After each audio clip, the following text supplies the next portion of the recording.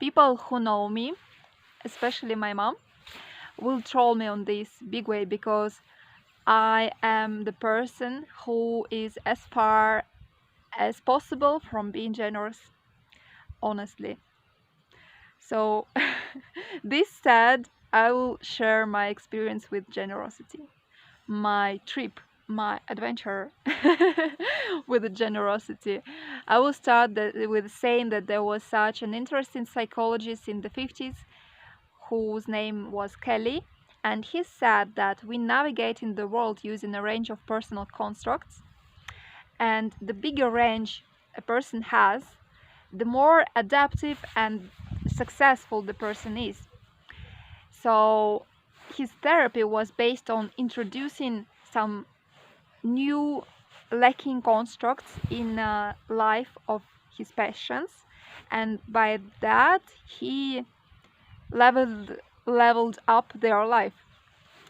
And my adventure is a good example of how I introduced a new concept in my life, which I didn't use a lot before, and I introduced it, and it helped me to achieve a better quality of my life.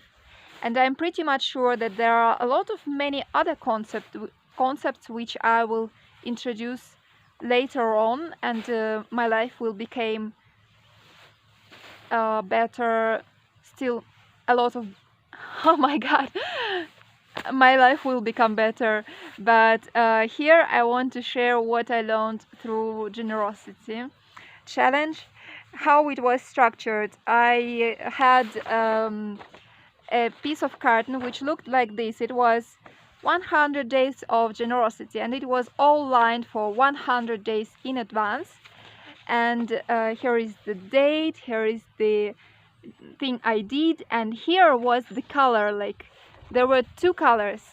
Blue was if it felt bad, and pink was if it felt good. So every day was signed with a certain color. After I did it, I put a color to reflect on how it feels for me, because I wanted to understand how does it affect my well-being. And by the way, I strongly recommend you this physical way of tracking new difficult habits, because it keeps your attention much better than keeping it in mind, and I think it's even better than the phone because it is physical. I unfortunately don't have the original carton with me, the original piece of paper, and the most of the days were pink. So the most of the days I had positive experience, and it felt really good. And that's how I learned that people pleasing is unpleasant and generosity is pleasant. I'm worried because English is not my native language, so I'm making mistakes, whatever.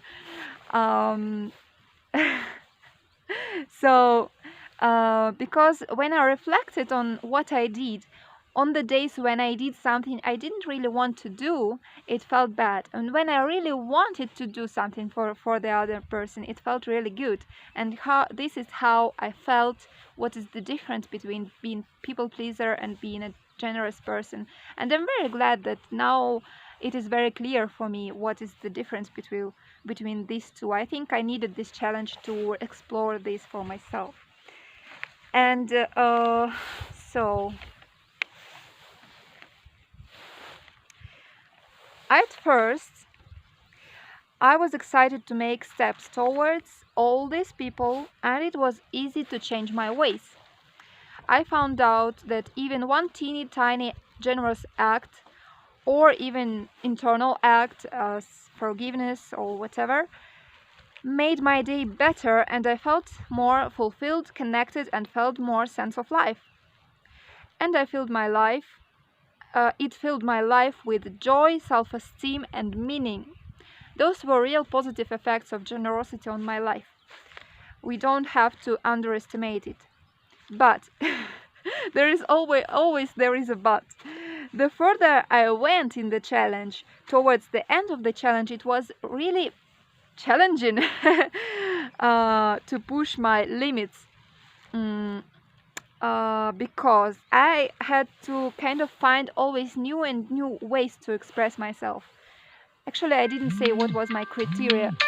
My criteria was that it felt differently than I would usually do. Not the scale of the act, but it should feel differently. And many ways it was just about not being pissed about someone, pissed off, or just forgiving someone for not meeting my standards and making a step forward just inside of myself towards a person.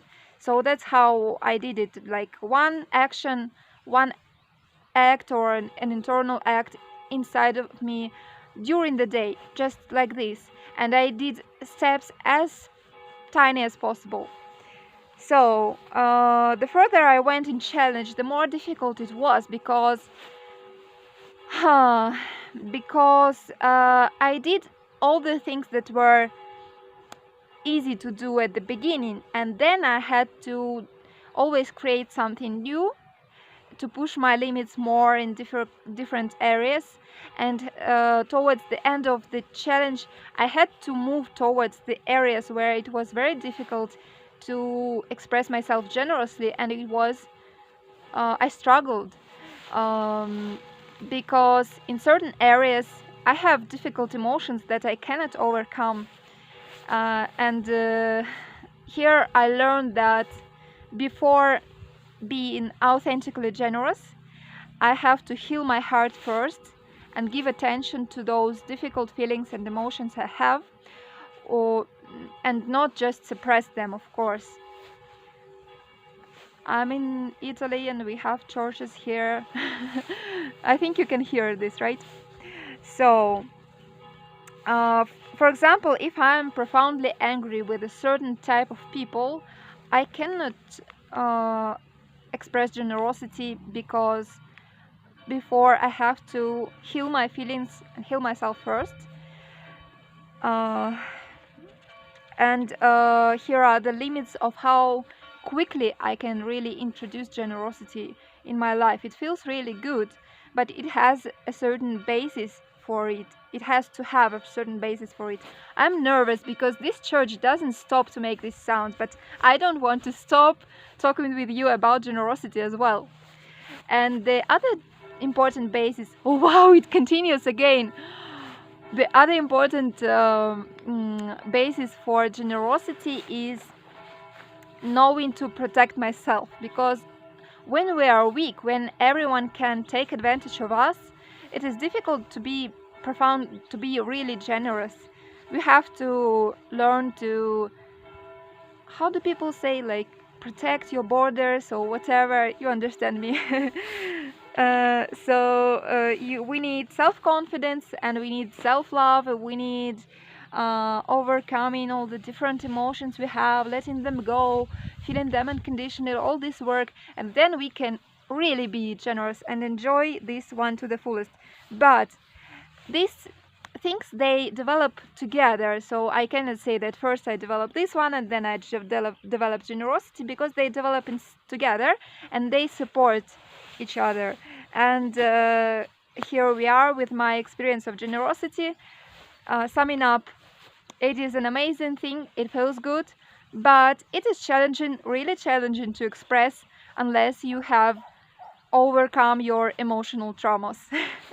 See you in the next video, where I will express more about benefits of generosity.